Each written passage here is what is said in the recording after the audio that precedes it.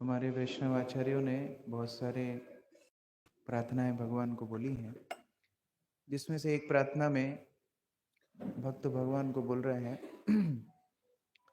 विषय जी प्रीति एबे आछाय अमार सेई मत प्रीति हो चरणे तुम्हार। जिस प्रकार मेरी विषयों के प्रति आसक्ति है, जिस प्रकार मेरी विषयों में लालसा है, उस तरह आपके चरणों में मेरी आसक्ति हो जाए। आध्यात्मिक उन्नति की यात्रा यही है, कैसे विषय से भगवान के प्रति आसक्ति का निर्माण। हम यहाँ पर एक सुंदर श्लोक देख रहे हैं जहाँ प्रहलाद महाराज भगवान नृसिंहदेव को प्रार्थना कर रहे हैं। प्रहलाद महाराज जिस एक वैष्णव के लिए भगवान अवतार लेते हैं और भगवान सब कुछ देने के लिए प्रहलाद को तैयार है। ब्रह्मा तक सभी देवता इस चिंतन में थे कि शायद अब उनकी पदवी लेकर के प्रहलाद को दे दी जाएगी, लेकिन फिर भी प्रहलाद महाराज की प्रार्थनाएं बड़ी विशुद्ध हैं, शुद्ध भक्ति की हैं, स्वयं के लाभ के लिए नहीं, दूसरों के लाभ के लिए। और यहाँ पर एक विशेष प्रार्थना प्रहलाद महाराज कर रहे हैं जो हमारी परंपरा का कहीं ना कहीं मूड है। सामान्यतः जो वैष्णव परंपराएं हैं, मठ हैं या संप्रदाय हैं, उसमें व्यक्तिगत आध्यात्मिक उन्नति की चर्चा होती है, लेकिन गौड़ीय परंपरा ऐसी है जहां व्यक्तिगत उन्नति के साथ साथ दूसरों को भी आध्यात्मिक प्रगति मिले, ये चिंतन होता है। जैसे चैतन्य महाप्रभु ने क्या बताया है, भारत भूमित हैल मनुष्य जन्म जार जन्म सार्थक करी कर परोपकार। ये शिक्षाएं गौड़ीय परंपरा के बाहर बहुत ही दुर्लभ देखने में मिलती हैं। कुछ दृष्टांत हैं, जैसे श्री संप्रदाय में जब रामानुजाचार्य को मंत्र दीक्षा मिली और गुरु ने बोला कि ये मंत्र को गोपनीय रखना है, तो वो गोपुरम के ऊपर चढ़ के मंदिर के जोर जोर से उस मंत्र को सबको बताने लगे। तो उनको बोला गया कि आप ये अपराध करने की वजह से नरक में जाएंगे। तो रामानुजाचार्य क्या बोलते हैं, यदि जीवों के उद्धार के लिए मुझे नरक में जाना पड़े तो वो मुझे स्वीकार है। तो कुछ कुछ उदाहरण अलग अलग परंपराओं में मिलते हैं, लेकिन पूरा का पूरा परंपरा समर्पित हो इस सिद्धांत पे कि कैसे सारे जीवों को कृष्ण भक्ति मिले, ये देखना बड़ा दुर्लभ है। श्री चैतन्य महाप्रभु के एक बड़े आंतरिक पार्षद थे वसुदेव दत्त, और वो वसुदेव दत्त महाप्रभु क्या प्रार्थना करते हैं कि आप सारे के सारे जीवों को अपने धाम में प्रवेश दे दीजिए। जय श्री श्री राधा गोविंद की जय, निताई सची सुत भगवान की जय, श्रील प्रभुपाद की। श्री चैतन्य महाप्रभु को प्रार्थना करते हैं कि आप सारे जीवों को अपने धाम में प्रवेश दे दीजिए, वैकुंठ दे दीजिए। तो कोई पूछ सकता है तो फिर उनके पापों का क्या होगा? सिंचित कूट बीज अप्रारब्ध प्रारब्ध फलोन्मुख, ये सारे पाप कृत्यों का क्या होगा? तो वसुदेव दत्त बोलते हैं कि आप वो सारे पाप मुझे दे दीजिए, मैं उनके लिए असीमित काल के लिए नरक में यातना भोगने के लिए तैयार हूं। इस्कॉन में भी हम लोग उदाहरण देखते हैं हिज होलिनेस भक्ति तीर्थ स्वामी महाराज का। उन्होंने अपनी प्रभुपाद की ऑफरिंग में लिखा था कि प्रभुपाद, मैं जब प्रचार करने जाता हूँ, अलग अलग जगहों पे अलग अलग भक्तों को मिलता हूँ, तो उनको कई समस्याएं भक्ति जीवन में आ रही हैं, और वो समस्याओं से जूझते जूझते वो भक्त बड़े परेशान हैं। तो आप एक काम करिए, इस्कॉन के जितने भक्त हैं उनकी समस्याएं मुझे दे दीजिए और उनको आप आसानी से भक्ति करने के लिए प्रेरणा दीजिए। और उसी साल महाराज को कैंसर हो गया था। बाद में महाराज का देहांत भी हुआ।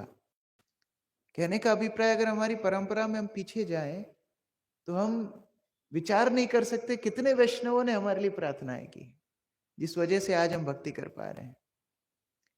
जो भगवत भक्ति हम लोग चैतन्य चरितामृत में बार बार पढ़ते हैं, ब्रह्मा के लिए, शिव जी के लिए दुर्लभ है, वो भक्ति हम पालन कर पा रहे हैं, वो शुद्ध भक्ति के पद पे। अच्छा, इस्कॉन के भक्तों से पूछो वैकुंठ, ना वैकुंठ थोड़ी जाऊंगा मैं, तो गोलोक वृंदावन जाएंगे।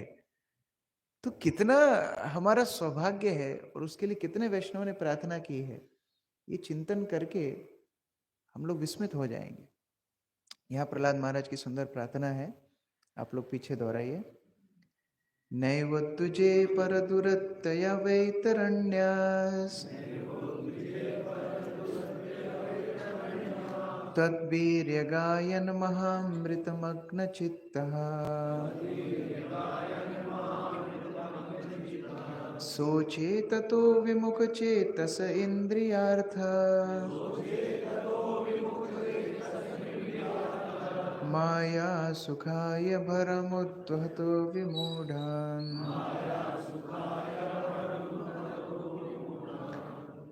प्रहलाद महाराज भगवान को प्रार्थना कर रहे हैं, हे महापुरुषों में श्रेष्ठ, मैं भौतिक अस्तित्व से बिल्कुल भी नहीं डरता, क्योंकि मैं जहां भी रहता हूं आपकी महिमा और गतिविधियों के विचारों में पूरी तरह से लीन रहता हूं। ये वैष्णवों का सुरक्षा कवच है। भागवत में नारायण कवच का उल्लेख होता है और ये नारायण कवच का उल्लेख करते हुए विश्वरूप देवताओं को बताता है कि इतना शक्तिशाली है कि एक बार एक कौशिक नाम का ब्राह्मण इस नारायण कवच का पाठ करता है और कालक्रम में जब वो चल रहा था एक स्थान पर उसका देह त्याग हो जाता है।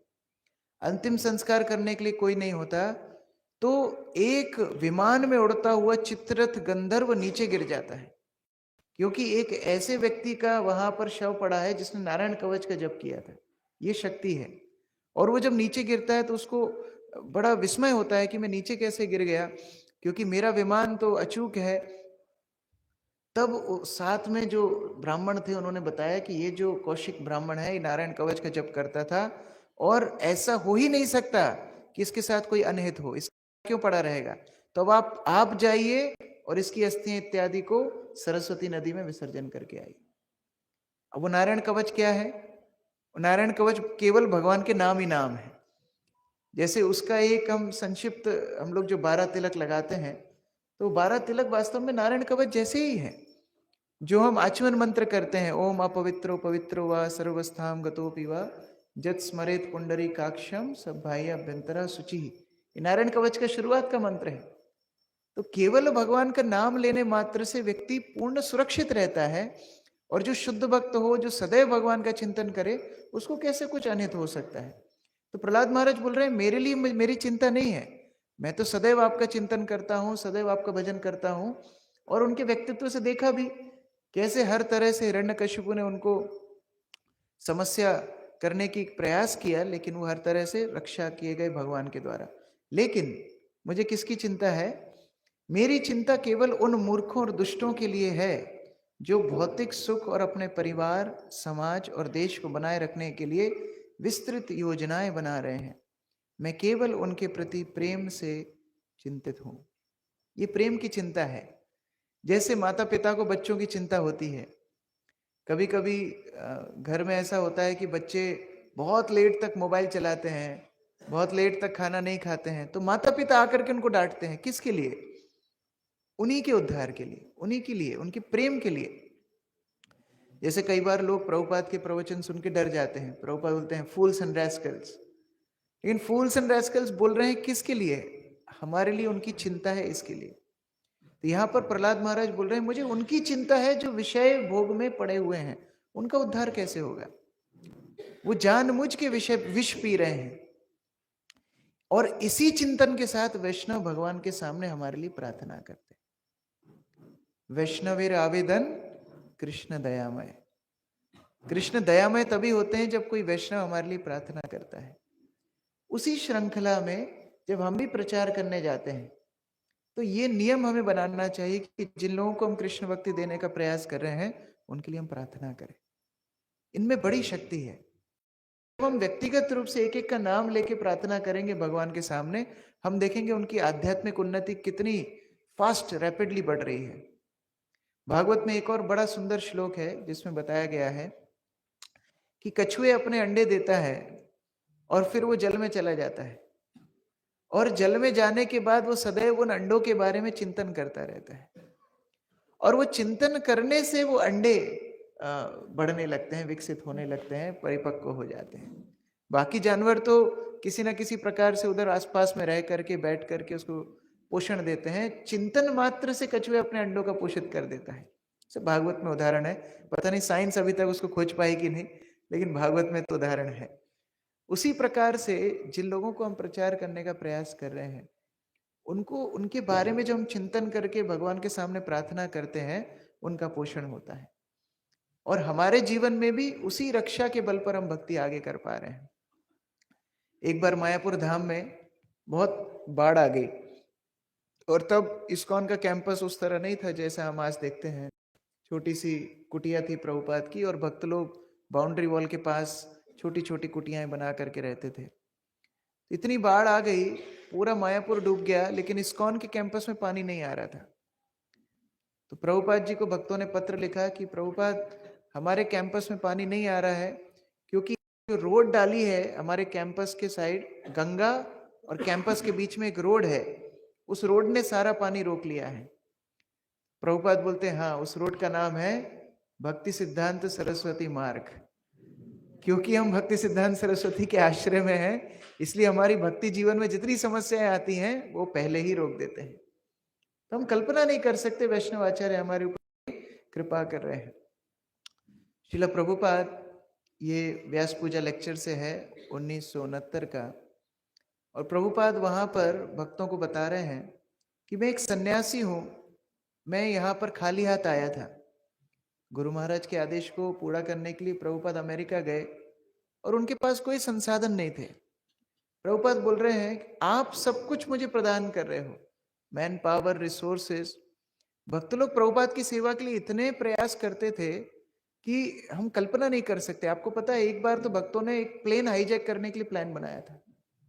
पूरा प्लान रेडी था, प्लेन हाईजैक करेंगे, प्लेन को लूट लेंगे, वो पैसे से प्रचार करेंगे। प्रभुपाद को पता पड़ा, प्रभुपाद ने पूरा प्लान बंद करा दिया। लेकिन एक उत्साह आप देखिए, इसमें मुख्य बात प्लेन हाईजैक नहीं है, उत्साह है कि गुरु के लिए क्या कुछ करने के लिए भक्त तैयार हैं। कल ही मुझे एक भक्त बता रहे थे कि ऑस्ट्रेलिया में एक भक्त हैं, उनका एक्सीडेंट हो गया। गवर्नमेंट का कुछ जॉब करते थे, शायद ड्राइविंग या ऐसा कुछ, उनका एक्सीडेंट हो गया। और वो एक्सीडेंट होने से गवर्नमेंट ने उनको बहुत बड़ा एक अमाउंट दिया एज ए एपोलॉजी, कि हमारी गलती के कारण आपका एक्सीडेंट हुआ, तो एक बहुत बड़ा कंपेंसेशन अमाउंट दिया। उन्होंने सारा का सारा पैसा लाके अपने गुरु महाराज को दे दिया। उन्होंने एक फार्म हाउस खरीद के वहां इस्कॉन सेंटर शुरू कर दिया। तो कहने का अभिप्राय, कितना कुछ प्रयास भक्तों ने किया। तो प्रभुपाद यहाँ बोल रहे हैं, मैं तो खाली हाथ आया था, मैं सन्यासी था, आपने सब कुछ मुझे ला करके प्रदान किया जिससे मैं प्रचार, लेकिन मैं आपके लिए क्या कर सकता हूँ? What can I do for you? I shall simply pray to Krishna. मैं केवल आपके लिए कृष्ण से प्रार्थना कर सकता हूँ। और ये सबसे बड़ी भेंट है, जब कोई वैष्णव हमारे लिए भगवान से प्रार्थना करे। और ऐसा नहीं, प्रभुपाद केवल स्वयं दूसरों के लिए प्रार्थना करते थे, अपने शिष्यों को बोलते थे, आप मेरे लिए प्रार्थना करो। जैसे हैम्बर्ग में एक शिष्य को, शिवानंद दास को, प्रभुपाद बोलते हैं कि तुम मेरे लिए प्रार्थना करो कि मैं भक्ति में आगे बढ़ सकूं। प्रभुपाद बोल रहे हैं, तो वो तो थरथर कांपने लगा। वो बोलता है, प्रभुपाद मुझे नहीं लगता मेरी प्रार्थनाएं काम करेंगी। प्रभुपाद, नहीं, तुम वैष्णव हो, मेरे लिए प्रार्थना करो।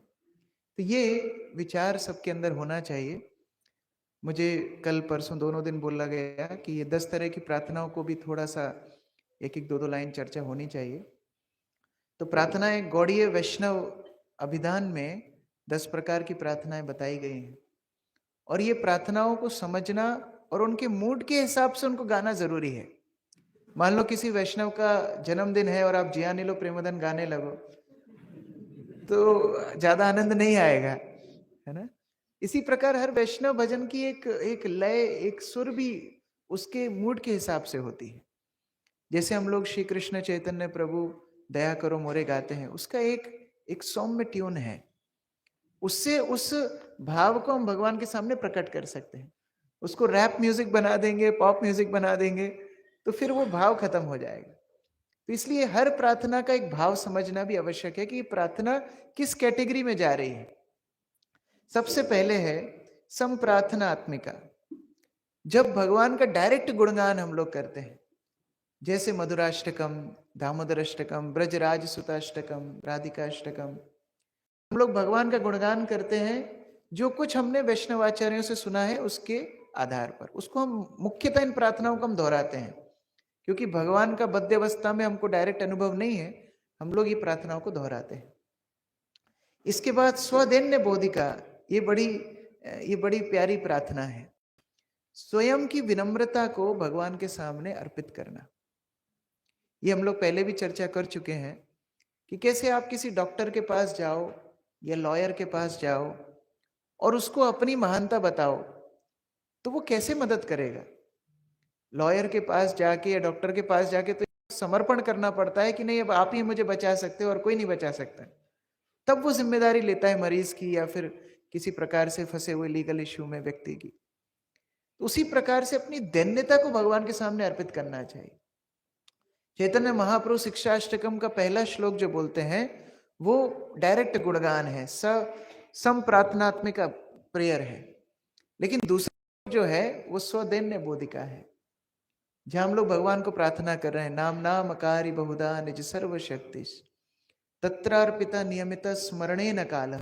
हे भगवान, आपने अपने नामों में कितनी शक्ति डाली है कि एक एक नाम आपकी सारी शक्ति को धारण करता है, और उसके बाद भी उस नाम को जप करने के लिए कोई नियम नहीं है। अच्छा, भगवान कितने रूपों में हमारे सामने आते हैं? विग्रहों के रूप में आते हैं। क्या सब लोग विग्रहों का स्पर्श कर सकते हैं?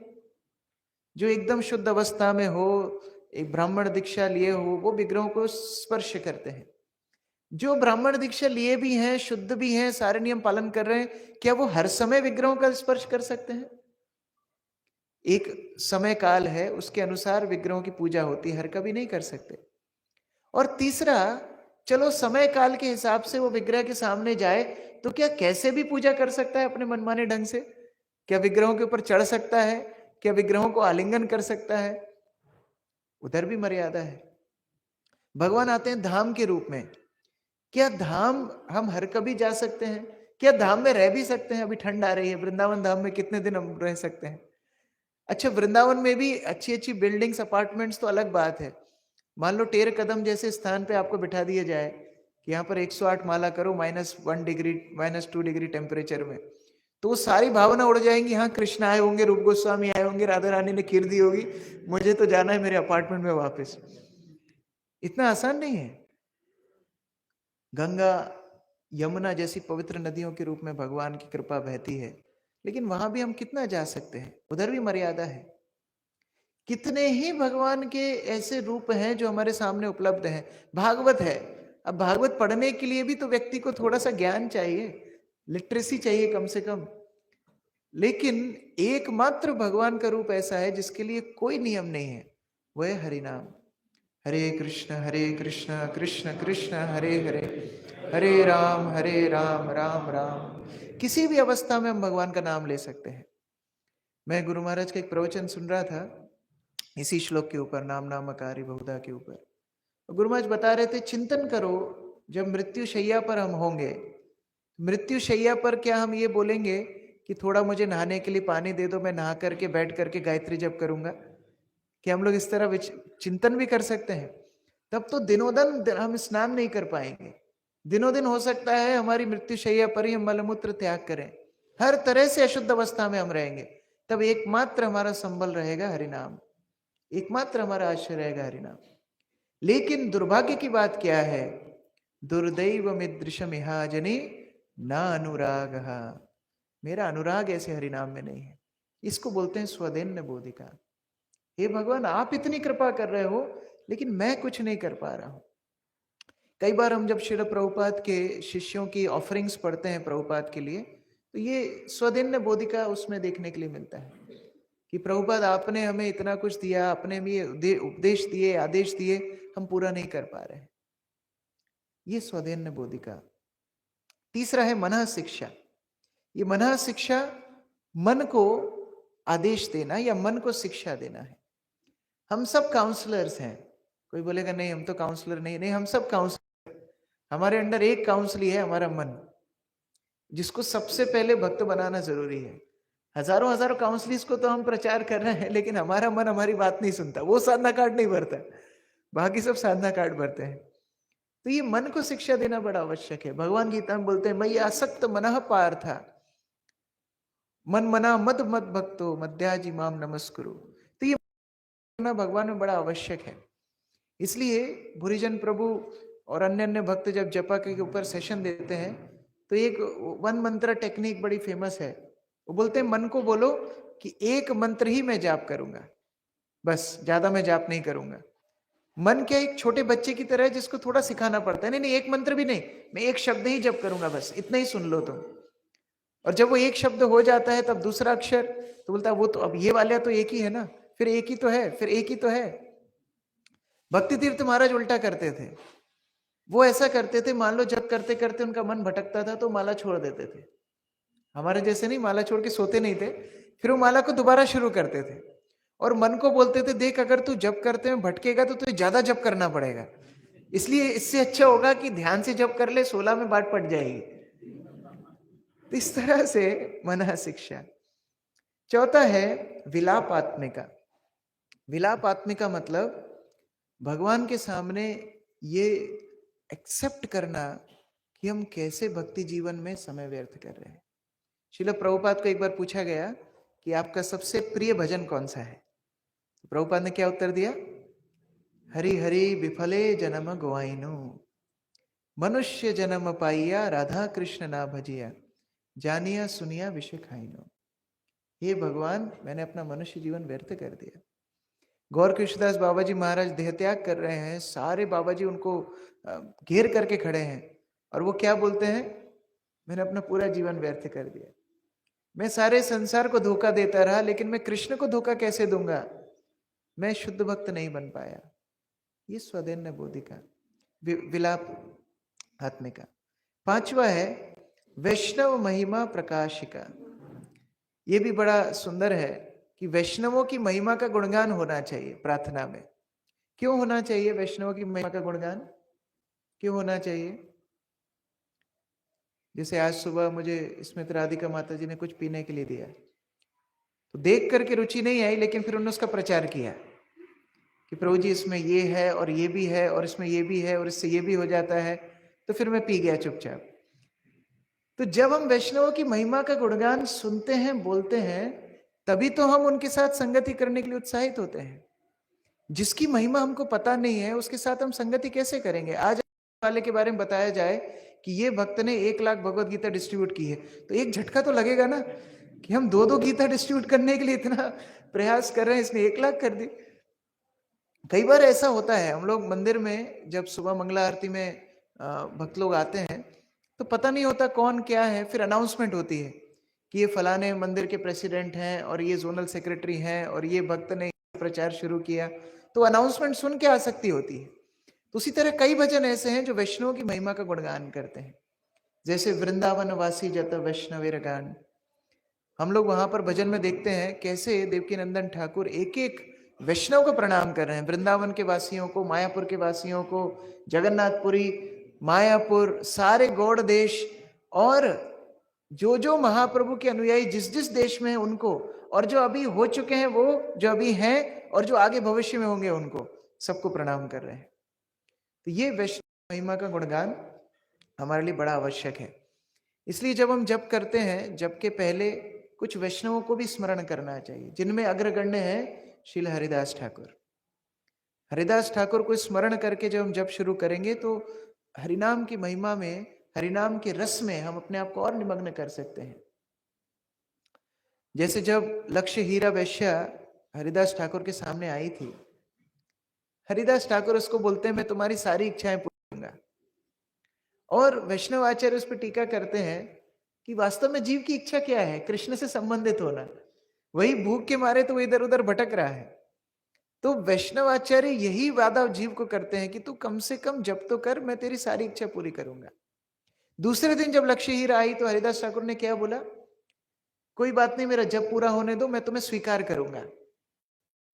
इसका भी वैष्णव आचार्य बोलते हैं हरिदास ठाकुर ये बताना चाहते हैं कि आप चाहे कैसे भी हो, आपको फिर भी स्वीकार किया जाएगा अगर आप हरि का जप करो। और तीसरे दिन तो हरिदास ठाकुर क्षमा मांगने लगे। हरिदास ठाकुर बोलते हैं उसको, मैंने तुमको बड़ा कष्ट दिया, तुमको बड़ा धोखा दिया, तुम यहाँ इतने मन से आई, लेकिन मैंने तुमको झूठ बोल करके हरिनाम सुनाया, मुझे क्षमा कर दो। तब वो चरणों में गिर गई कि आपने मुझे हरिनाम का ये अमृत दिया और आप क्षमा मांग रहे हो। हरिदास ठाकुर बोलते हैं, जिस दिन तुम आई थी उसी दिन मैं समझ गया था कि ये रामचंद्र खान ने तुमको भेजा है, और मैं तो तभी चला जाता। केवल तुम्हारे उद्धार के लिए मैं 3 दिन यहां रुका, केवल तुम्हारे उद्धार के लिए मैंने ये 3 दिन हरिनाम का जप किया। ये वैष्णवों की महिमा है। तो जब हम वैष्णवों को स्मरण करते हैं तो भक्ति पथ को अनुसरण करने में बड़ी आसानी होती है। छठवां है श्री गुरु वैष्णव विज्ञापति रूप। गुरु विशेषता और वैष्णवों का हमारे जीवन में क्या महानता है, क्या हमारा उनके लिए क्या भाव है, इसको भी प्रकट करना चाहिए। ये दो अलग अलग इसलिए है कि एक तो होता है सामान्य गुण। सामान्य गुण मतलब हाँ वैष्णव महान है, लेकिन एक गुण मेरे लिए क्यों विशेष है। जैसे हम लोग प्रार्थना करते हैं, ओहे वैष्णव ठाकुर दयार सागर, हे वैष्णव ठाकुर मैं दीनहीन हूं, मुझ पर आप कृपा कीजिए। तो ये व्यक्तिगत बात हो रही है। मैं भक्तों से संबंध कैसे मधुर करूं, 6 वेगों का कैसे दमन करूं, 6 जो सत्संग आपने दिए उनको कैसे अनुसरण करूं। तो ये सारी बातें हम व्यक्तिगत रूप से बोल रहे हैं, व्यक्तिगत चुनौतियों को आश्रय में ले रहे हैं। जैसे भक्तिविनोद ठाकुर श्री रूप मंजरी पद भजन पसंद करते थे, वहां तो यहां तक बोल रहे हैं मेरा भजन पूजन तप भागवत पाठ सब कुछ श्री रूप मंजरी है। मतलब अगर आज रूप गोस्वामी प्रकट होके ये बोले कि आपको ये काम नहीं करना है, आप प्रचार कार्य बंद कर दो, आप ये कार्य करो, तो मेरे लिए वही सर्वश्रेष्ठ है। ये श्री रूप मंजरी पद। 7वां है श्री धाम वास लिप्सात्मिका। धाम में वास करने के लिए उत्सुकता होनी चाहिए, लेकिन प्रभुपाद ने तो हमको मना किया है कि क्या करोगे राधा कुंड में जा करके, क्या करोगे वृंदावन जा करके, सर्विस नाउ समाधि लेटर। तो फिर ये हमारे लिए कैसे लागू होता है, कैसे लागू होता है ये।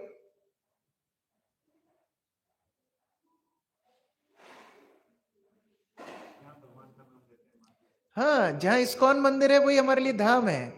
प्रभुपाद बोलते थे my temples are extension of Vaikuntha.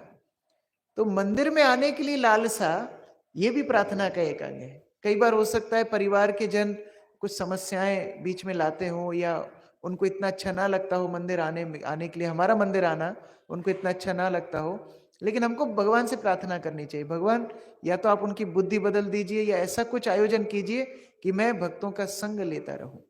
ये धाम में आने के लिए लालसा है। और भक्तिविनोद ठाकुर तो यहां तक बोलते हैं कि गुरुदेव आपकी सबसे बड़ी कृपा है कि आपने मुझे गोद्रुम में वास दिया, अर्थात ऐसा अवसर दिया जहां मैं भक्तों से श्रवण कीर्तन कर पा रहा हूं। साधु संगे कृष्ण नाम यही मात्र चाही, संसारे जिनेते और कोनो वस्तु ना है। साधुओं का संग मिले और हरिनाम संकीर्तन करने का मौका मिले, बस ये 2 चीजें मिल जाएंगी तो संसार में इससे बड़ी उपलब्धि और कुछ नहीं है। 8वां साधक देह लालसा सूचिका। सूचिका अर्थात 2 होता है, एक तो होता है किसी को अपनी बात बोलना, दूसरा होता है किसी को एक सूची देना, लिस्ट देना। तो हम भगवान के सामने लिस्ट पढ़ते हैं कि हमारी साधना में क्या क्या दिक्कतें आ रही, ये भी भगवान के सामने जाके बोलना चाहिए। जैसे हम लोग भजन पढ़ते हैं, शुद्ध भक्त चरण रेणु भजन अनुकूल। क्या क्या वस्तुएं हमें भक्ति में अनुकूल है कि मृदंग की वाद्य सुनने के लिए मिले, तुलसी का दर्शन मिले, गंगा जल मिले, भक्तों का एसोसिएशन मिले, नाम जप के लिए एकादशी का पालन कर पाए, विग्रहों का दर्शन मिल पाए, प्रसाद सेवन कर पाए। तो ये सारी लिस्ट भगवान के सामने बोलनी चाहिए। 9th है सिद्ध देह लालसामयी। अब ये थोड़ा हमारे स्तर से ऊपर है, लेकिन फिर भी हम प्रतिदिन गाते हैं। कब गाते हैं, कब गाते हैं ये हम तुलसी आरती में गाते हैं। मोरो यही अभिलाष विलास कुंज दियो वास, नयन हेरिबो सदा युगल रूप रास। यही निवेदन धरो। क्या होता है सखी हमारे जो आचार्य हैं वो मंजरी हैं, वो सखियों को असिस्ट करते हैं। जय श्री राधा मदन, जय श्री राधा गोविंद देव की जय, पतित पावन गौर निताय की जय, श्रील प्रभुपाद की जय। तो हमारे जो आचार्य हैं वो मंजरी हैं, वो सखियों को असिस्ट करते हैं। और हम क्या प्रार्थना कर रहे हैं, यही निवेदन धरो सखी अनुगत करो, मुझे सखी बना लो। भगवान भी सोचते होंगे क्या डिमांड कर रहा है, लेकिन हम लोग भारतीय हैं, हम क्या मूल भाव ऐसे ही करते हैं। सामने वाला बोलता है 1000, हम बोलते हैं 10, फिर बीच बीच में बात कहीं सेट हो जाती है। तो हम सखी के लिए प्रार्थना कर रहे हैं, कम से कम आध्यात्मिक जगत में जाके कुछ छोटी मोटी सेवा तो हमको मिल ही जाएगी। लेकिन ये लालसा मन में होनी चाहिए, ये आशा मन में होनी चाहिए कि मैं एक दिन जा करके भगवान की नित्य सेवा करूंगा, गुरु की नित्य सेवा करूंगा। ये लालसामय, हमेशा ये लालसा होनी। अगर ये लालसा ही नहीं है तो भक्ति में हम किसके लिए है? ये लालसा प्रतिदिन बढ़नी चाहिए। और अंत में यहां पर बताया है अक्षेप बोधिका। ये सब करने के बाद भी वैष्णव के मन में यही भावना होती है कि मेरा जीवन व्यर्थ हो गया, बार बार यही भावना होती है। श्री कृष्ण भजन लागी संसारे आईनो, माया जाले बंदी हुईया वृक्ष सम होइनो। लोचनदास ठाकुर बोलते हैं कि मैं भगवान का भजन करने के लिए इस दुनिया में आया, और इस दुनिया में आके देखो मेरी कैसी गति हो गई, वृक्ष सम होइनो, मैं वृक्ष जैसा बन गया। पेड़ जैसा है जीवित, एक तरह से अजीवित प्राय रहता है, एक जगह पर खड़ा है, ना कोई एक्सप्रेशन है, ना कोई वार्तालाप है, वृक्ष सम होइनो। और उस वृक्ष में क्या होता है, एक बेरी बेरी यानी अमर बेल लग जाती है। अमर बेल क्या होती है पता है आपको? अमर बेल क्या होती है? एक बेल वन में उड़ती है एक, और जिस वृक्ष को बेल लग जाती है वो वृक्ष सूख जाता है, उसको बोलते हैं अमर बेल। जब वृक्ष सूखता है तो फिर दूसरे वृक्ष पे चली जाती है। इसको वैष्णव ने बताया स्नेह लता बेरी बेरी कोनो कोइलो शेष। स्नेह जो आसक्तियां मैंने बना ली हैं इस संसार में, वो कैसी हैं? स्नेह के समान है। और उस समय पर कीड़ा रूपे नारी तहा हृदय प्रवेश, काम वासनाओं का। अब पेड़ सूख गया है, सूखे पेड़ में कीड़ा लगता ही लगता है, दीमक लगती ही लगती है, तो वो कीड़ा आकर के अब मुझे खा रहा है। और फल रूपी पुत्र कन्या ढाली बंगी करे। अब पेड़ तो सूख गया, लेकिन पहले के जो फ्रूट्स और फल उसमें लगे हुए हैं वो क्या करते हैं, डालों को तोड़ के नीचे गिरते हैं, क्योंकि अब पेड़ में शक्ति नहीं है।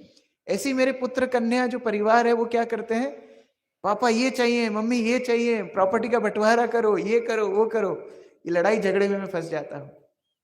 और माता पिता बिरंगे ऊपर वास करे, सिर पे घोंसला भी लगा हुआ है, वो है माता पिता, उनकी भी जिम्मेदारी मेरे ऊपर है। ऐसी स्थिति में बाड़ीते न पाइलो गाछ लुकाई सुखाई गेलो, संसार दावानल तहाते लगिलो। और ऐसी स्थिति में सूखा हुआ पेड़, डालियां टूट गई हैं, पूरे कीड़े लग गए हैं, दीमक लग गया है, ऐसी स्थिति में उसमें आग लग गई, उसको बोलते हैं संसार दावानल। कैसी स्थिति है हमारी। और फिर भी जब कोई पूछता है प्रभु जी कैसे हैं आप, हाँ बहुत अच्छा हो। प्रभुपाद अपने भजन में लिखते हैं ना, चिरकाल दुख रोगी सज्जाते सैया, भालो आसी आज कहे हाशिता हाशिया हाशिया। चाचा जी एडमिट है हॉस्पिटल में 2 महीने से, जाकर के पूछे चाचा आज कैसा लग, हाँ आज अच्छा लग रहा है, हंसते हंसते बोलता है मैं बहुत अच्छा हूं। लेकिन लोचनदास ठाकुर बोल रहे हैं अब ऐसी अवस्था में एकमात्र मेरा आश्रय क्या है, एगुआओ मोर वैष्णव गोसाई, करुणार जल शीर्तो तबे शिक्षा पाए। ऐसी स्थिति में हे वैष्णव आचार्य प्लीज आओ, मुझे उठाओ यहां से, आपकी करुणा का जल जब दुराशा दुर्वासना उठे धुआइया, दुराशा दुर्वासनाओं का धुआं उठ रहा है, मेरी आकर के रक्षा करो। तो ये होता है भगवान के सामने विलाप करना कि हे भगवान मैं किस लिए आपके लिए किस लिए इस जीवन में आया और मेरी क्या परिस्थिति हो गई, मेरी रक्षा कीजिए। अब बहुत सारी प्रार्थना है, कुछ हमें याद रहेंगी, कुछ नहीं रहेंगी।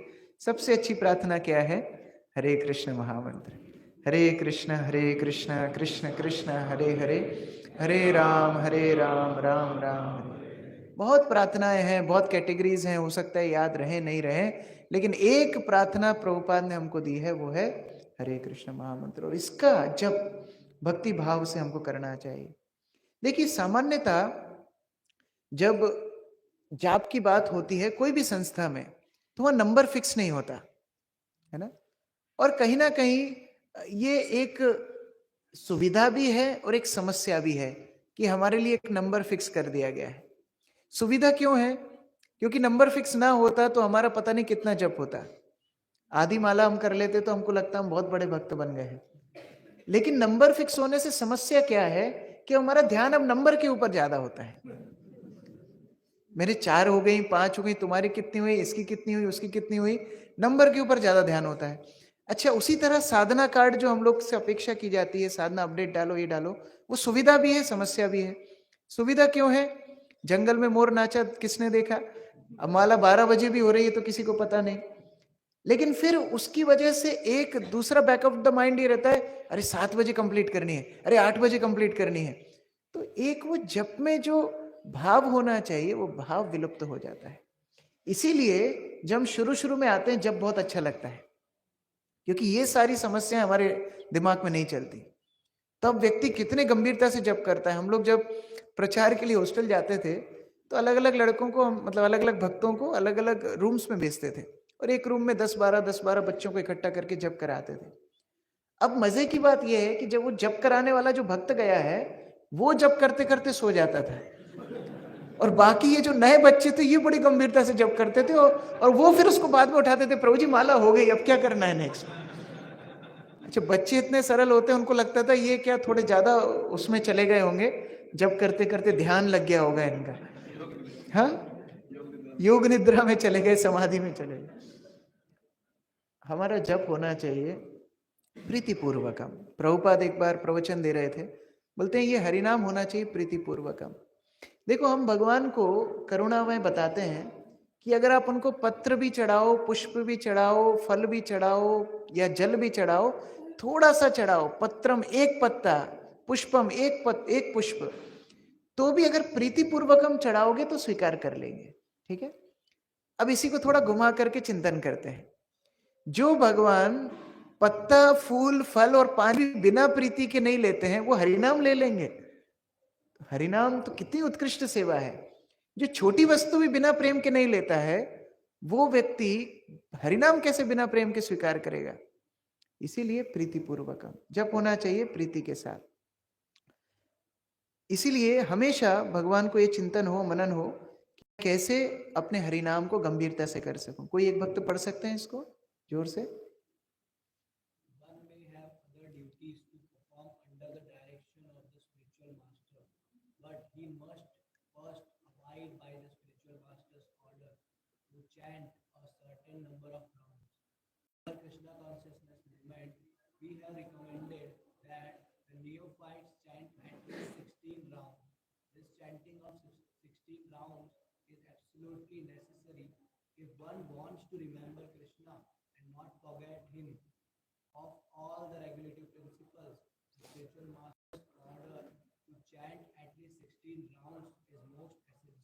ये कोटेशन कहां पर आता है? चैतन्य चरितामृत में जब हरिदास ठाकुर अस्वस्थ होते हैं और महाप्रभु उनको पूछते हैं, हरिदास तुम कैसे हो? हरिदास ठाकुर बोलते हैं, मेरा शरीर ठीक है लेकिन आध्यात्मिक रूप से मैं बीमार हूं। क्यों? क्योंकि मैं अपना नाम जब पूरा नहीं कर पा रहा हूं। गुरु के सामने, वैष्णवों के सामने प्रतिज्ञा ली जब करने की, लेकिन जब पूरा नहीं होता है, और जब होता भी है तो प्रीतिपूर्वकम नहीं होता है।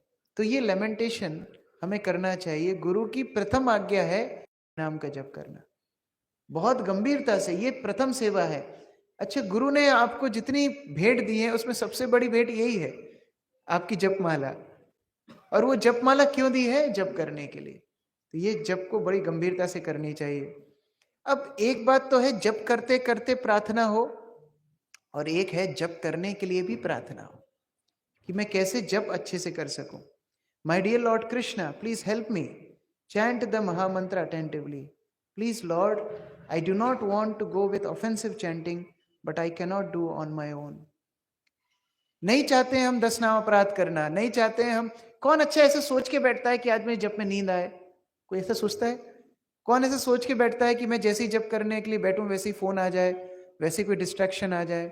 लेकिन फिर भी ऐसा होता है। तो प्रार्थना करना चाहिए, भगवान मैं चाहता हूं कि मैं आपका जप अच्छे से करूं, लेकिन वो मैं कर नहीं पा रहा हूं, मेरी मदद कीजिए। इसलिए एक छोटी सी एक्सरसाइज हमको प्रतिदिन करना चाहिए, जो कि हमारे पूर्ववर्ती आचार्यों ने भी की है। जैसे कई वैष्णव आचार्य हैं जो विग्रहों के सामने बैठ करके हरिनाम करने के लिए प्रार्थना करते थे। और हमने तो हमारे गुरु महाराज को भी देखा है कैसे जब मॉर्निंग प्रोग्राम मंदिर में हो जाता था उसके बाद अपने रूम में बैठ करके फिर वो पुनः सारी आरतियां गाते थे अपने एकांत में। संसार दावानल से शुरू करके चैतन्य चरितामृत के आदि लीला के 14 श्लोक तक सारी बोलते थे। क्यों? क्योंकि एक पर्सनल टाइम है वैष्णव का भगवान के साथ, जो जो चुनौतियां हैं उसको वो वहां पर अर्पित करते हैं। तो यहाँ पर 8 स्टेप्स हैं जो कि सतस्वरूपदास गोस्वामी महाराज ने बताई हैं, बहुत प्रैक्टिकल है, हमारे जीवन में हम इनका उपयोग ले सकते हैं। सबसे पहले तो एकांत में बैठा जाए और जो प्रार्थनाएं हम प्रतिदिन बोलते हैं उनके शब्दों के ऊपर हमारा मनन हो। अब महाप्रसाद गोविंदे इस तरह हमारे बोलते हैं कि वर्ल्ड रिकॉर्ड बन सकता है कि इतनी बड़ी प्रार्थना आधे सेकंड में 45 मतलब क्या 0.45 सेकंड्स, बहुत कुछ वर्ल्ड रिकॉर्ड हम बनाते हैं क्योंकि प्रसाद सामने है। लेकिन उस मंत्र का अगर एक एक शब्द का मनन किया जाए तो वो अपने आप में हमें कृष्ण भावना भावित कर सकता है। संसार दावानल लीडा लोक हम प्रतिदिन गाते हैं, लेकिन एक एक शब्द का मतलब क्या है? तुलसी आरती जैसे हमने अभी चर्चा की, नरसिंह आरती, बाहर नरसिंह है भीतर नरसिंह है, तो क्या हम एकांत में गड़बड़ कर सकते हैं? हम रोज गा रहे हैं बाहर नरसिंह हृदय नरसिंह, और फिर एकांत में उल्टी सीधी चीज करते हैं, हमारे मोबाइल में उल्टी सीधी चीज देखते हैं। क्यों ऐसा होता है? क्योंकि जो प्रार्थनाएं हम प्रतिदिन कर रहे हैं कॉन्शियसली नहीं कर रहे हैं, उसके ऊपर हमको ध्यान देना चाहिए।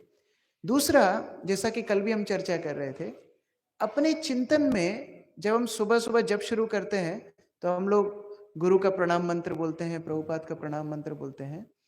अपने मानस पटल पर ये चिंतन कीजिए कि आप उनकी संगति में बैठ के जप कर रहे हैं।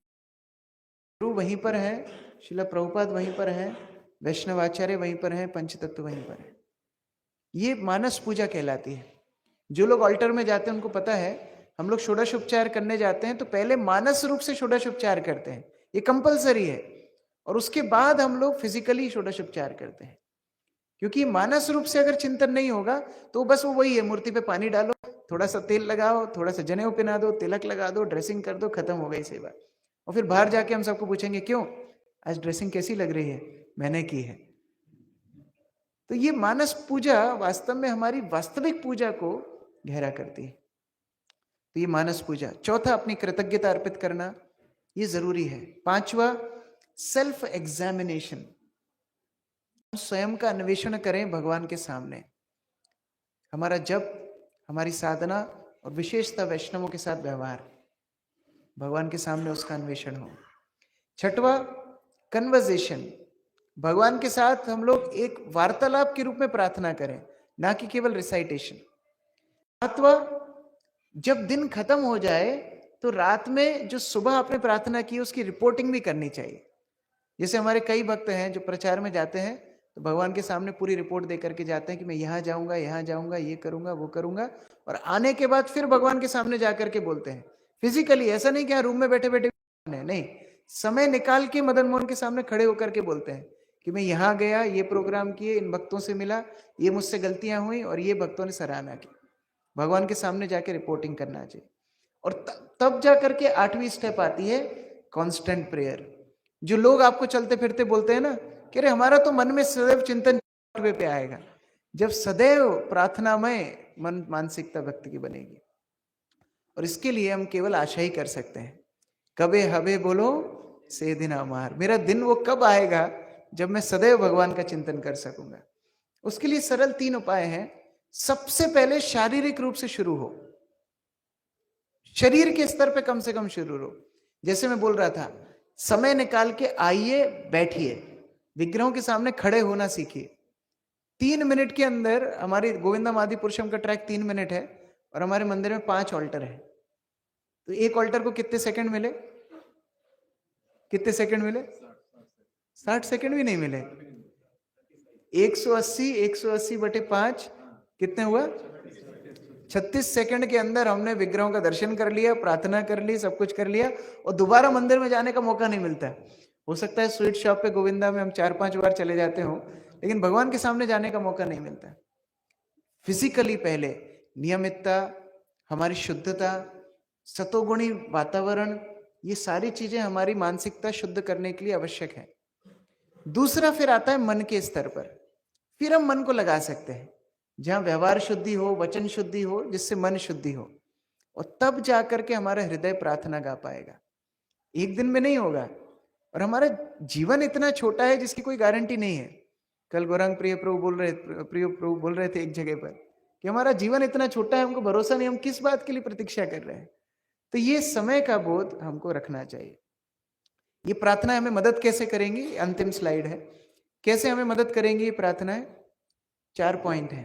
पहला, हम जो प्रचार कर रहे हैं वो प्रचार तभी सक्सेसफुल होगा जब हमारे अंदर कृष्ण चेतना प्रबल होगी। Purity is force. तो जब हम इस स्तर पे अटके हुए हैं जब हमारी भक्ति मैकेनिकल चल रही है, तो जिनको हम प्रचार कर रहे हैं एटमोस्ट हम उसी स्तर पे ला पाएंगे, उनको उसके आगे नहीं ले जा पाएंगे। तो वो ऐसे ऐसे प्रश्न लेकर के आपके पास आते ही रहेंगे और जीवन भर आप भी परेशान, आपके काउंसलिस्ट भी परेशान। लेकिन आप जिस स्तर पे आगे बढ़ते जाएंगे उस स्तर पे आप जिनको प्रचार कर रहे हैं उनको भी आगे ले जा पाएंगे। तो जितना ज्यादा हम कृष्ण भावना भावित होंगे जिनको हम प्रचार कर रहे हैं उनके अंदर भी।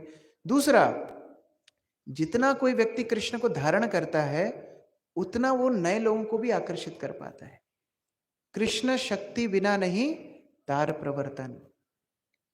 कृष्ण सर्वाकर्षक है। आप कृष्ण का प्रचार कर रहे हो फिर भी लोग आपकी बात क्यों नहीं मान रहे?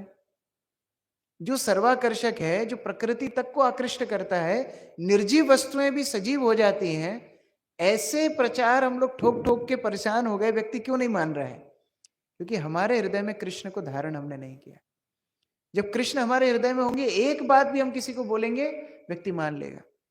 मैं कुवैत में गया था गुरु महाराज के साथ। एक व्यक्ति था, उसको 16 माला जप ही नहीं हो रहा, उससे बड़े परेशान, बड़े दिन निकल गए। भक्तों ने कई टेक्निक्स बता दी, भक्त लोग बोले जूम पे जुड़ जाओ, कई भक्त उनके घर पे भी आ गए कि चलो मैं बैठता हूं तुम्हारे साथ, उनसे होता ही नहीं।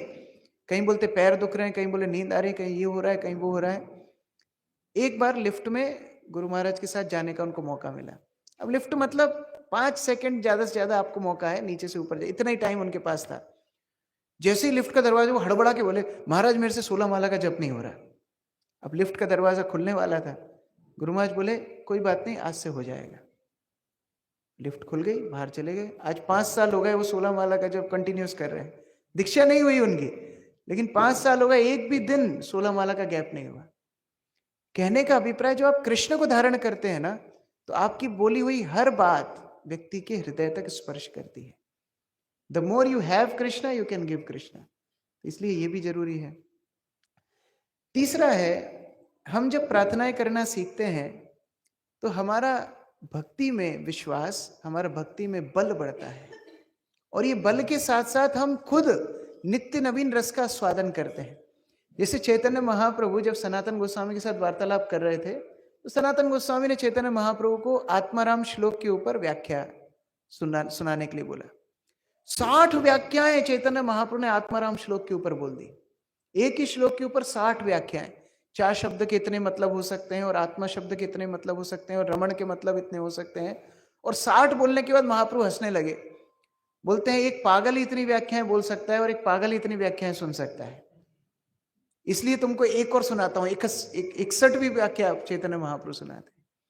तो जब तक वो हृदय में वो रस नहीं रहेगा ना, प्रभुपाद की पुस्तक पढ़ने का मन हमको क्यों नहीं होता है? क्योंकि अभी हृदय में वो रस नहीं है। जब प्रार्थनाओं के बल से वो रस आने लगेगा, एक एक लाइन में इतना इतना आनंद आएगा कि प्रभुपाद की पुस्तक हम कभी छोड़ नहीं पाएंगे। कथा में रुचि हमारी छूटेगी नहीं। हमारे यहाँ एक महाराज आए थे अभी वृंदावन से, भक्ति केवल गोपेंद्र कृष्ण महाराज।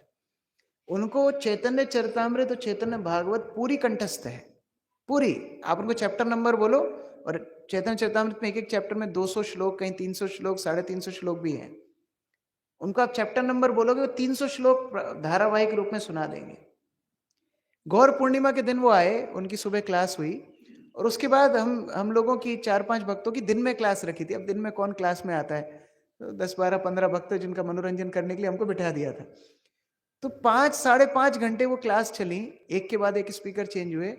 एक ही श्रोता उसमें कांस्टेंट था, आखिर शुरू से आखिरी तक, वो थे गोपेंद्र महाराज। क्यों? क्योंकि उनको वो जो रस मिला है शास्त्र पढ़ने में, अब श्रवण में भी रुचि आ गई। तो जरूरी नहीं है हर बार कोई वक्ता आकर के आपको नई बात बताए। लीलाएं तो सीमित हैं। आप 5 साल 10 साल निकल जाएंगे भक्ति में, आपको सब पता है, सारी लीलाएं। उदाहरण भी आप बता दोगे कि हाँ ये श्लोक के बाद प्रभु जी ये उदाहरण फेंकने वाले हैं अभी, वो सब तुक्का लग जाता है। लेकिन ये रस ये नवम नवम रस कब आएगा? जब भक्ति का रस, जब प्रार्थनाओं के माध्यम से हमारा वो जुड़ाव भगवान के साथ हो जाएगा, और तब जाकर के वास्तव में वो एम्पावरमेंट हमारे अंदर, जिससे हम भक्ति में आगे बढ़ पाए। अभी मैं बहुत फास्ट चलने वाला हूँ। इन प्रार्थनाओं में क्या समस्याएं आती हैं? सबसे बड़ी समस्या आती है डाउट, कि हम सही पथ पर हैं कि नहीं। उसका सरल उपाय है, सॉल्यूशन क्या है? मार्गदर्शन में प्रार्थनाएं करनी चाहिए। जैसे प्रभु जी उस दिन बता रहे थे, एक सेंटर में कई समस्याएं आने लगी, तो राधानाथ महाराज आके बोलते हैं कि विपदा शंतु वाली प्रार्थना बंद करो। तो मार्गदर्शन में प्रार्थनाएं करनी चाहिए। जैसे पृथु प्रभु बता रहे थे कि वो जर्मनी में मंदिर के प्रेसिडेंट थे, तो एक व्यक्ति आया, उसने बोला ये तुलसी के बीज हैं, इनको आप लगाओ, आपके मंदिर में तुलसी नहीं है, तुलसी लगाओ, उसकी पूजा करो। उन्होंने तुलसी लगाई, तुलसी बढ़ने लगी, छत तक पहुंच गई, बड़े खुश हो गए वो। जीवीसी को बताया, जीवीसी भी खुश कि तुम्हारी भक्ति बहुत अच्छी चल रही है, इसलिए तुलसी बिल्कुल छत तक पहुंच गई है, वो पानी दे रहे, यानी कानी सब कर रहे। फिर एक भारतीय व्यक्ति आया है, उसने बोला तुम लोग ये बंबू की प्रदक्षिणा क्यों कर रहे हो? बांस की पूजा कौन करता है? ये तो बांस है। तब उनको पता पड़ा, अरे बाप रे, मार्गदर्शन कितना जरूरी है, नहीं तो हम लोग कुछ भी उल्टा सीधा काम कर सकते हैं। दूसरा है डिस्ट्रैक्शंस। जैसे ही आप प्रार्थना करने बैठोगे ना, मेरी गारंटी है 1 मिनट से ज्यादा मन नहीं लगेगा। 1 मिनट से ज्यादा मन नहीं लगेगा, सारी दुनिया की चीजें याद आएंगी। अरे मेरी माला भी तो बाकी है, मेरे को रीडिंग भी तो करना है, बुक डिस्ट्रीब्यूशन पे भी तो जाना है, और जागतिक काम भी याद आएंगे। वो 2 मिनट काटने मुश्किल हो जाएंगे। अभी जो रिट्रीट हुई थी अलोन विद कृष्णा, उसमें कई भक्त बता भी रहे थे कि 3 घंटे का समय उनको दिया गया। वो सोचा 3 घंटे हम करें क्या? जब हो गया, रीडिंग हियरिंग हो गई। कई बार फ्लाइट्स में या लंबी ट्रेन में ये दिक्कत आती है। अब 18 घंटे की फ्लाइट आदमी करे, जब करो, कितना जब करोगे भाई? रीडिंग कितनी रीडिंग करोगे? तो लोग खा पी के, कोई दवाई लेके, कई बार तो लोग कफ सिरप पी करके सो जाते हैं। क्या करें? डिस्ट्रैक्शंस। इसका सरल उपाय भगवान ने गीता में क्या बताया है? जैसे जैसे मन भटकता है, पकड़ के वापस लाइए। ये अभ्यास की बात है, जितना अभ्यास होगा उतना हम प्रार्थना कर पाएंगे। तीसरा है ड्राइनेस। ये भी बहुत बहुत बड़ा समस्या है। रुचि नहीं आती है, कितनी देर प्रार्थना करें, चलो टाइम निकाल के बैठ भी जाएं, रुचि नहीं आती, सूखा सूखा लगता है। इसका उपाय रूप गोस्वामी बताते हैं, उत्साह। अगर आप उत्साही नहीं हो, कम से कम अनुकरण करना चाहिए उत्साही भक्तों का। प्रभुपाद उदाहरण देते हैं चार्ली चैपलिन का। किसको उदाहरण पता है चार्ली चैपलिन का? प्रभुपाद बताते हैं, चार्ली चैपलिन एक पार्टी में गया, बेंच पे बैठा, बेंच पे ग्लू लगी हुई थी, बैठा, चिपक गया उसका पैंट, उठा, पैंट पीछे से फट गया। अब क्या करे, पार्टी में है। तो वो जाकर के इतने उत्साह से नाचने लगा पार्टी में। सब लोग तेरा पैंट फटा है पीछे से, अरे कोई बात नहीं, इतने उत्साह से नाचने लगा। लोगों को लगा अच्छा यही नया ट्रेंड है, सबने अपना अपना पैंट पीछे से अपने आप फाड़ लिया। प्रभुपाद उदाहरण बताते हैं। तो अगर हम उत्साही नहीं है, कम से कम अभिनय उत्साह का करना चाहिए, जिससे धीरे धीरे हमारे अनर्थों से हम ऊपर उठ सकें। चौथा है प्राइड। कभी कभी अहंकारवश प्रार्थनाएं नहीं निकलती। जन्मेश्वरे श्रुति श्रीभीर, अहंकार। Prabhupada teachings of queen Kunti में बोलते हैं, जब तक ये 4 चीजों के लिए अहंकार रहेगा, जन्म के प्रति, सुंदरता के प्रति, ज्ञान के प्रति और अच्छे कुल के प्रति, तब तक क्या होगा? आप फीलिंगली भगवान का नाम नहीं ले पाएंगे, हे गोविंद मुझे रक्षा करो, कभी नहीं बोल पाएंगे। तो ये प्राइड से बचना चाहिए। जब चैतन्य महाप्रभु दक्षिण भारत गए, तो एक कोढ़ ग्रसित ब्राह्मण वसुदेव को भगवान चैतन्य महाप्रभु ने आलिंगन किया, और उसका कोढ़ दूर नहीं हुआ, वो एकदम मिस्टर इंडिया बन गया, सुंदर बन गया। और इतना सुंदर बन गया, वो रोने लगा। महाप्रभु को बोलता है, महाप्रभु ये कौन सी समस्या में डाल दिया आपने? पहले तो मैं विनम्रता से भगवान का स्मरण करता था, वो आपने मुझे इतना सुंदर बना दिया, लोग आएंगे, प्रशंसा करेंगे, और उससे मैं दंभी बन जाऊंगा, मुझे अहंकार आ जाएगा। तब चैतन्य महाप्रभु बोलते हैं, यदि विनम्रता से तुम हरिनाम हमेशा लेते रहोगे, सतत लेते रहोगे, तुम्हें कभी भी माया की तरंग स्पर्श नहीं करेगी। तो ये अहंकार से भी हमको बचना चाहिए। चौथा है फियर। फियर, कई बार प्रार्थनाएं करने से भी डर लगता है। ना धनम ना जनम ना सुंदरम, भगवान सीरियसली मत लेना, मैं शुद्ध भक्त नहीं हूं। धन भी चाहिए, जन भी चाहिए, प्रतिष्ठा भी चाहिए, थोड़ा थोड़ा तो लगता है ना। हमारे यहाँ बेस में पहले शिक्षाष्टकम का जाप होता था इंदौर में।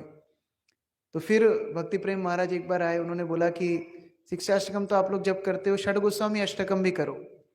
षड गोस्वामी अष्टकम का भी पाठ होने लगा, तो अब लोगों की जॉब ही नहीं लगे। कई कई महीनों तक किसी की जॉब नहीं लगी। तब महाराज आकर के बोले, तुम लोग प्रार्थना ठीक से कर रहे हो कि नहीं? नहीं महाराज, हम बीच में जब वो आता है ना, तख्ता तूर्णम शेष मंडलपति, वो लाइन नहीं बोलते हम लोग, किसी का जॉब ही नहीं लग रहा है, डर लगता है। आप बोल रहे हो सारी जॉब छोड़ के महाप्रभु के पास आए जाओ, हम तो जॉब के लिए तैयारी कर रहे हैं। तो कई बार ज्यादा गंभीर होने से भी डर लगता है, कह रहे मेरी सारी समस्याएं कहीं छूट ना जाए, मेरी गंदी आदतें छूट ना जाए, परिवार ना छूट जाए, दोस्त ना छूट जाए, ये डर भी हमको लगता है। तो प्रयास करना चाहिए। सॉल्यूशन इसका क्या है? देखिए, सबसे बड़ी समस्या का चिंतन करना चाहिए। सबसे बड़ी समस्या छूटेगी तभी हमारी बाकी समस्या छूटेगी। वो क्या है? जड़ आसक्ति, शारीरिक आसक्ति। इसलिए डरना नहीं चाहिए। और लास्ट है नो टाइम। नो टाइम, समय कहाँ है प्रभु जी? प्रवचन सुनने का समय नहीं, एप्लीकेशन कब करेंगे? तो समय तो निकालना पड़ता है। जिधर हम प्राथमिकता देते हैं, प्रायोरिटी देते हैं, समय निकल जाता है। तो अपनी कुछ आसक्तियों को हमको छोड़ना पड़ेगा और इन प्रार्थनाओं को संकलित करना पड़ेगा। अलग अलग स्तर के भक्त होते हैं और अलग अलग स्तर के भक्तों की चेतना के हिसाब से उनको पोषण भी लेना पड़ेगा।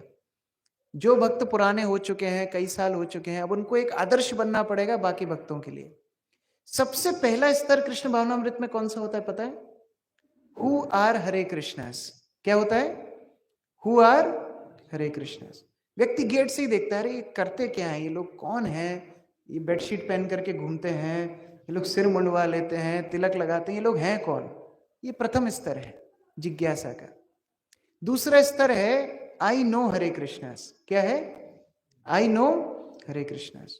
मैं जानता हूं अच्छे लोग हैं, अच्छा काम करते हैं, नशा वशा नहीं करते, ईमानदार रहते हैं, थोड़ा बहुत आपस में झगड़ते हैं लेकिन ठीक है, अच्छे लोग हैं। आई नो हरे कृष्णास। तीसरा है आई लाइक हरे कृष्णास। ये तीसरा स्तर है कि हाँ मुझे पसंद है, भक्त लोग मुझे पसंद है, तो थोड़ा डोनेशन दे देगा, थोड़ी मदद कर देगा, गाड़ी वाड़ी जरूरत है ले लो, कभी अपार्टमेंट की जरूरत है ले लो। आई लाइक हरे कृष्ण। आप भक्ति करो, हमें मत करवाओ, हम मदद करेंगे। आई लाइक हरे कृष्ण। चौथा स्तर है आई एम हरे कृष्ण। मुझे इतने भक्त पसंद आते हैं कि अब मुझे भी भक्त बनना है। आई एम हरे कृष्ण।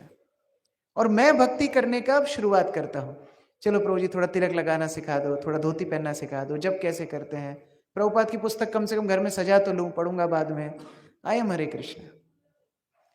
इसके आगे की स्टेप होती है my life is Hare Krishna. जहां अब हमको शर्म नहीं आती कि हाँ प्रभु जी तिलक पहनना मंदिर में ही, बाहर जाके पहुंच लूंगा, धोती पहनूंगा मंदिर में, बाहर नहीं पहनूंगा, दोस्तों को पता नहीं लगना चाहिए मैं भक्त हूं। लेकिन माई लाइफ इज हरे कृष्णा में क्या होता है? अब किसी को पता लगे चाहे नहीं लगे, मेरी भक्ति प्राथमिकता है। मैं उसी के यहाँ जाऊंगा जहां से मेरी भक्ति में कोई समस्या ना आए, मैं उसी से संबंध रखूंगा जो मेरी भक्ति में व्यवधान ना डाले। My life is Hare Krishna. और इससे ऊपर भी एक चीज होती है, माई मिशन इज हरे कृष्ण। अब मैं भक्ति तो करूंगा ही, दूसरों को भी भक्ति कराऊंगा। ये सबसे सर्वोच्च स्तर है और इस स्तर पे आने के लिए हमें मेहनत करनी होगी। हम कहीं ना कहीं बीच में अटके हैं, आई लाइक हरे कृष्णा पे, या आई एम हरे कृष्णा पे, या माई लाइफ इज हरे कृष्णा पे, बट कहाँ आना है? माई मिशन इज हरे कृष्णा। और ऐसी स्थिति में चाहे व्यक्ति को भून दिया जाए, जैसे हरिदास ठाकुर बोलते हैं, तो मेरे खंड खंड भी कर दोगे, हर खंड से आवाज आएगी हरे कृष्ण कृष्ण कृष्ण हरे हरे, हरे राम राम राम। यही तो हम प्रभुपाद के शिष्यों में देखते हैं। आज हम हिज होलीनेस जयपताका स्वामी महाराज को देख रहे हैं, एक एक अंग बदल गया उनके शरीर का। ऐसी कोई बड़ी से बड़ी बीमारी जो नहीं हुई, लेकिन अविरत प्रचार चल रहा है, अविरत सारी सेवाएं जैसी पहले करते थे वैसी उससे ज्यादा कर रहे हैं। एक भक्त थे, वो अपने दूसरे भक्त के साथ प्रचार के लिए जा रहे, प्रभुपाद के शिष्य, और ये दोनों भक्त एक साथ वैन में 5000 बुक भर के ले जा रहे थे। फॉग का समय था, जैसे आज सुबह फॉग हो रहा है, यूरोप की ये बात है। गाड़ी में वो लोग ले जा रहे थे और अकस्मात उनकी गाड़ी पलटी, और 5 बार उस गाड़ी ने पलटी खाया। जैसे ये गाड़ी है, 1 2 3, 4, 5 और ऐसी करके गाड़ी खड़ी हो गई। अब सोचो 5000 भगवत गीता, ईशोपनिषद इत्यादि किताबें भरी हुई हैं, गाड़ी ऐसी खड़ी हुई है, सीट बेल्ट लगाया हुआ था, दोनों भक्त ऐसे मूर्छा जैसी स्थिति में पड़े हुए हैं। 100-150 लोग इकट्ठे हो गए वहां पर देखने के लिए कि अब ये दोनों गए। 5 बार पलटी खाई गाड़ी। अब ये ऐसे पड़े हुए हैं, हाँ, एक नीचे एक ऊपर, एक दूसरे को बात कर रहे हैं, चक्रवर्ती प्रभु आप ठीक हो? हाँ प्रभु प्रभु आप ठीक हो? दोनों ठीक है। बहुत लोग खड़े हैं आसपास। हाँ, तो ग्लास टूट गया था, आगे का विंडशील्ड टूट गई थी, तो ये लोगों ने सीट बेल्ट खोला और बाहर निकले। 100-150 लोग जो खड़े थे ना, उनको ये भगवत गीता बांटने लगे। बोलते ऐसा मौका और कहाँ मिलेगा कि 150 लोग एक साथ खड़े हैं अपना काम रोक करके, उनको ये भगवत गीता, और 150 लोगों ने भगवत गीता ले ली। इतने में पुलिस वाले आते हैं। पुलिस वाले आकर के बोलते हैं कि आप लोग सलामत कैसे हो? बोले आपको जानना है, ये किताब में सारी डिटेल है। पुलिस वालों को ही भगवत गीता दे दो। एम्बुलेंस बुलाई गई। एम्बुलेंस वाले बोलते हैं आप ठीक हो? बोलते ना we are okay, you are not okay, इसलिए पुस्तक पढ़ो। क्या चेतना होगी? इसको बोलते हैं my mission is Hare Krishna. ये स्तर तक हमको पहुंचना है। केवल हम संतुष्ट ना रहें, थोड़ा अपनी भक्ति में आगे बढ़ें, भगवान को प्रतिदिन प्रार्थना करें। ये वंदनम हमारी भक्ति को बहुत शूट अप कर सकता है। उसी आधार के साथ हम भगवान के साथ थोड़ा समय बिता सकें। हरे कृष्ण। जगत गुरु श्रील प्रभुपाद की जय, समवेत भक्त वृंद की जय, निताई गौर प्रेमानंदे हरि। तो आज मैं जा रहा हूँ, 3 दिन में यहाँ था। मैंने जो कुछ गलतियाँ की हो, जो कुछ गलत बोला हो, आप लोग क्षमा करना और मेरे लिए प्रार्थना करना। अपनी प्रार्थनाओं में मुझे हमेशा सम्मिलित रखना। हरे कृष्ण। हरे कृष्ण। किसी का कोई प्रश्न है?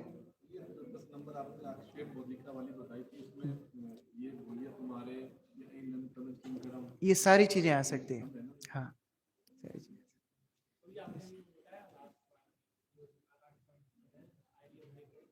हाँ, who are Hare Krishnas? I know Hare Krishnas. I like Hare Krishnas. I am Hare Krishna. My life is Hare Krishna. My mission is Hare Krishna. Yes, Mitra Radhika Mata.